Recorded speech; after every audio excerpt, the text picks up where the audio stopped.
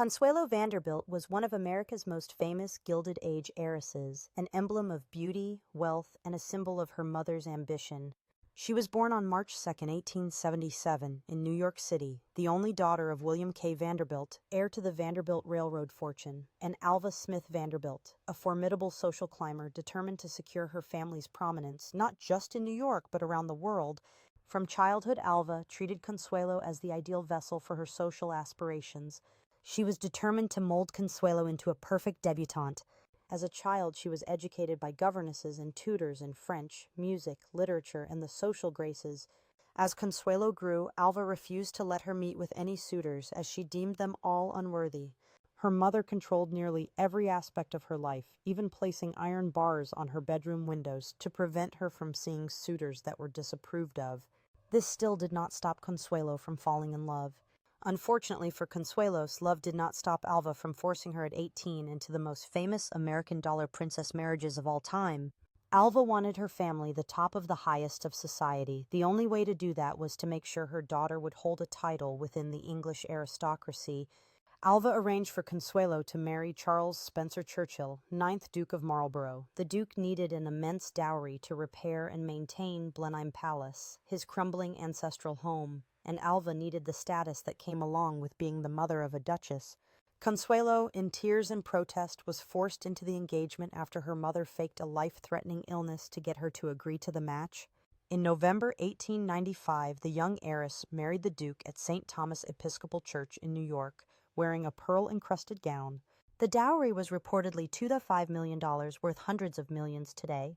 Consuelo, with her charm and philanthropy, became immensely popular in British society and was admired as a model duchess. She oversaw charitable work in the local village, improved housing, and supported both hospitals and schools. She and the Duke would have two sons together, John Albert Edward, the future 10th Duke of Marlborough, and Lord Ivor Spencer Churchill. Publicly, she looked like she had it all, but privately, the union was an unhappy one. After years of strain, the couple separated in 1906. They formally divorced in 1921, and in 1926 their marriage was annulled by the Vatican. Consuelo agreed to this for the Duke's benefit, as he was Catholic and wished to remarry in the church. Ironically, for Consuelo to do this, she had to have Alva testify. Alva finally admitted that she had forced her daughter to wed against her will, which was a striking reversal from her earlier comments on the matter. Despite their differences, Consuelo and her mother eventually reconciled. They found a mutual passion within the suffrage movement and pushed for women's rights together. Following her separation, Consuelo finally had her independence. She married Jacques Balsan, a French aviation pioneer and textile heir, in 1921. Her second marriage was based on love, affection, and respect, a sharp contrast to her first. The couple divided their time between France and the United States, living graciously but privately. During World War I, Consuelo devoted herself to relief work in France, converting her Paris home into a hospital for wounded soldiers. She continued her charitable endeavors throughout her life, supporting causes such as child welfare and education. During World War II, she and Jacques fled Nazi-occupied France and settled temporarily in Florida. In 1953, Consuelo published her autobiography, The Glitter and the Gold, a candid and vivid account of her extraordinary life among Europe's aristocracy and America's Gilded Age elite.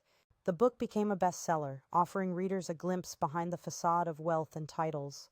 She described the pressures and loneliness of her arranged marriage and the personal cost of being an American duchess. Consuelo Vanderbilt died on December 6, 1964, in Southampton, Long Island, at the age of 87. She was buried near her second husband in France. Despite a youth overshadowed by manipulation and duty, she ultimately forged her own path, remembered not only for her beauty and title, but for her intelligence, dignity, and philanthropic spirit.